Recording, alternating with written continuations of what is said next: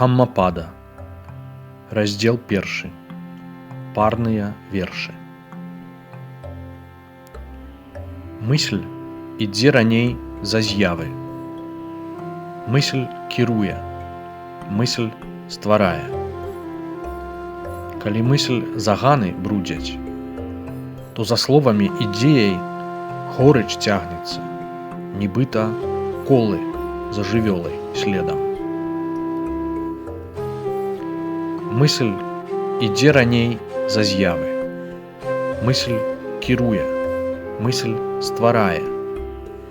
Калі мысль чысцютка ззяе, то за словамі ідзеяй слодыч цягнецца, нібыта цень, няўхільна, неадрыўна.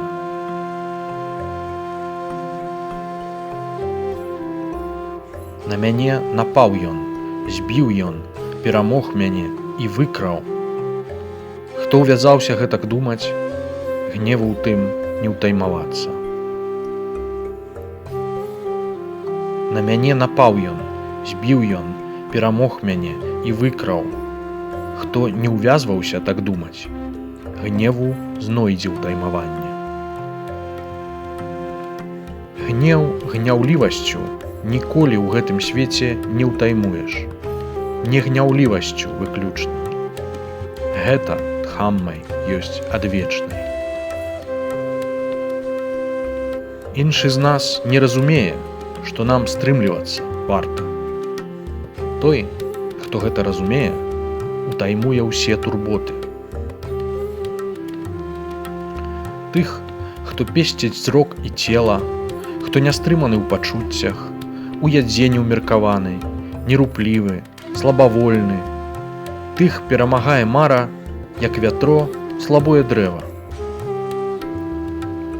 Хто не песціць зроку і цела, стрымліваецца ў пачуццях, у ядзенні ўмеркаваны, непахісны, з пэўнай воляй, тых не пераможа мара, як вятро вяршыню з камня. Хто нячысты ў думках чыстай жоўтай касай агарнуўся, сам без стрыманасці, праўды, касы гэтакі не варты. Хто нячыстых дум пазбыўся, у даброце ўмацаваўся, мае стрыманасць і праўду, той, канечне, касы варты.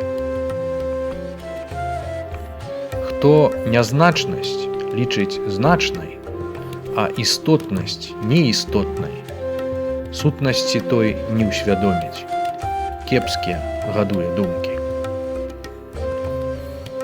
Той, хто значнасць лічыць значнай, неістотнасць неістотнай, сутнасць гэтакі ўсвядоміць, слушны гадуе думкі.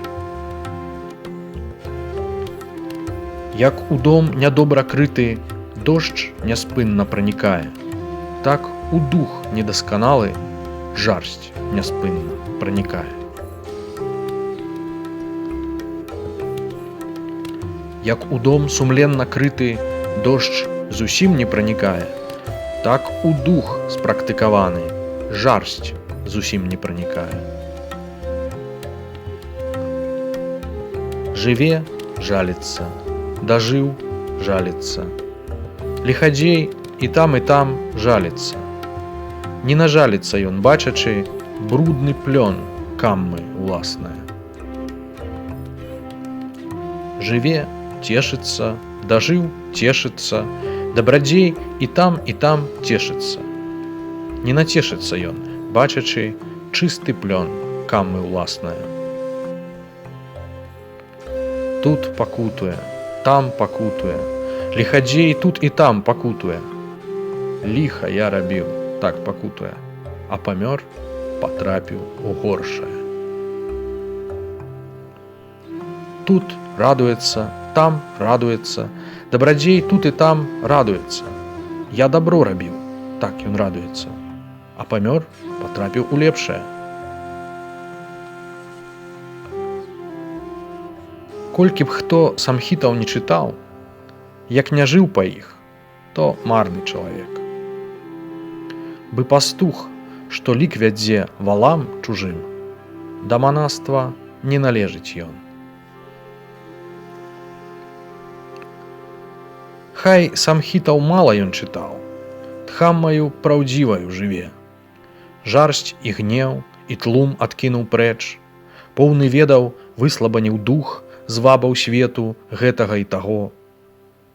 Да манаства прыналежны ён.